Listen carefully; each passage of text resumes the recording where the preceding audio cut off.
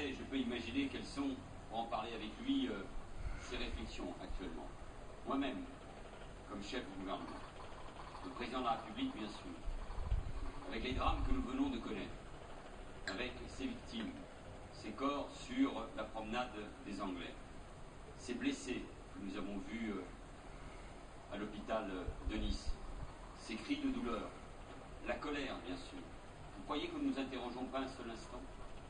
Pensez d'abord que, comme les êtres humains, nous ne nous posons pas des questions sur tout ce qui a été fait, pas fait, pour empêcher ces drames.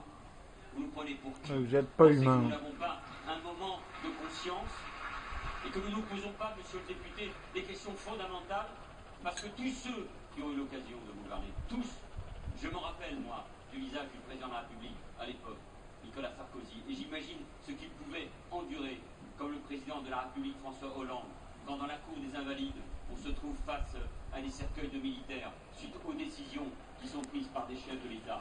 Eh bien, nous aussi, nous avons évidemment ce questionnement. Mais nous savons en même temps qu'à travers tous les débats que nous avons eus ici à l'Assemblée nationale, que tout ce que nous avons... La politique ou la démocratie, c'est apprendre à mentir au peuple.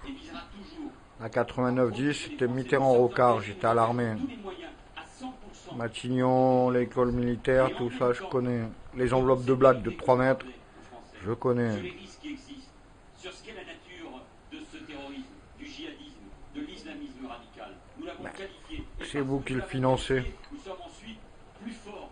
Qui c'est qui vend les armes? Il y a un débat, il est légitime dans le pays. Et je pourrais, non. Monsieur le député, je l'ai fait d'ailleurs hier.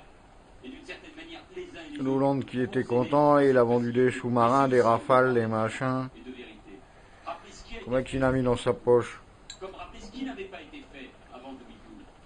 Combien tu joues sous la table tous les jours, toi? De supprimer près de 13 000 postes de policiers et de gendarmes de ce pays. Ceux qui ont supprimé les renseignements généraux. Ceux qui ont baissé les moyens de nos forces de sécurité et de nos forces de l'ordre. Je pourrais évidemment, et c'est tellement facile, et en même temps, monsieur le député, c'est tellement vrai. Et moi, ce que je refuse, monsieur le député, c'est la facilité, c'est la démagogie. Et précisément parce que notre pays est confronté... Viens me voir, toi, faut que je te parle. Nous devons être exigeants les uns et les autres. Nous devons être unis, pas pour être unis, tout simplement parce que le gouvernement souhaiterait l'unité nationale, mais parce que le terrorisme... Simplement parce qu'il n'y a pas de gouverne vrai.